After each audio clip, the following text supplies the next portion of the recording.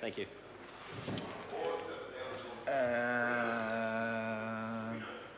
Stephen Browning. Thank you, Mr. Chair.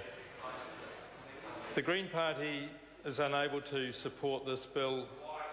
Also, the Green Party is very, very concerned about biosecurity, and we often and for many years have been pushing the issues of the inadequate biosecurity by successive governments. We've seen pest after pest come in, affecting different industries, affecting biodiversity in this country.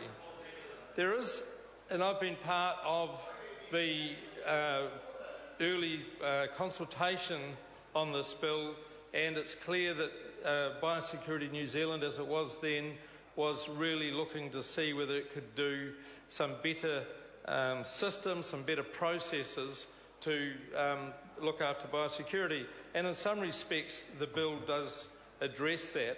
It's looking how to do it in maybe a more user-pays way, which unfortunately leaves some glaring gaps. But not only that, it actually impacts on industry very, how would I say, a hodgepodge way, a mix and match all over the place way of doing it.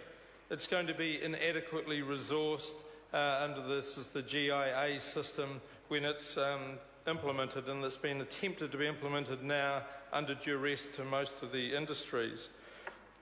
Most of the changes may seem to be able to enhance biosecurity outcomes in New Zealand, but that's only if biosecurity was significantly better resourced, and there's no intention, the government hasn't done it, it hasn't done it in the last budget either. The distributed responsibility for biosecurity management is, we say, a brave new adventure for MAF. It's one that will blur the responsibilities, the lines of responsibility for biosecurity breaches. It's a more cooperative approach, and you might say that will lead to some better biosecurity outcomes, but it is actually blurring the lines of responsibility, and we see that as a very big risk. We see that as actually quite sad. I want to look at the real problems with biosecurity in New Zealand, and the Minister's said it in this House in recent months a couple of times. Do we want the same approach taken by our international, our markets, our importers of our produce into other markets?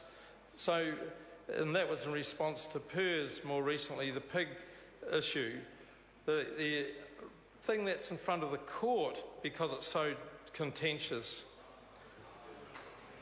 he expects that we will accept greater risk into this country because of some of our purported better exports. He says that we need to prioritise, and we'll take up the recommendations from the PSA investigation, that we'll take those up, and that will prioritise where biosecurity goes depending on the importance of a particular sector. That's a very narrow way of looking at it. It's a very risky way of looking at it, because it puts it down into just a few sectors that are seen as the sectors where our economy is based. But that is our economy at the moment on a really slack commodity level. We've got pines, we've got dairy, and if that's all we're going to rely on, and we look the other way at the depth that we need to for around biosecurity risk, we are not looking to the future for New Zealand. I note that John Lancashire, the immediate past president of New Zealand Institute of Agriculture and Horticultural Science, in their recent publication, lambasted governments and successive governments, I must say as well, at the neoliberal approach that they've been taking to trade and then biosecurity. That means that in recent years both major parties have said we'll do a little bit less regulation and we will do freer and freer trade, and that means we're taking more risks of growing biosecurity threats.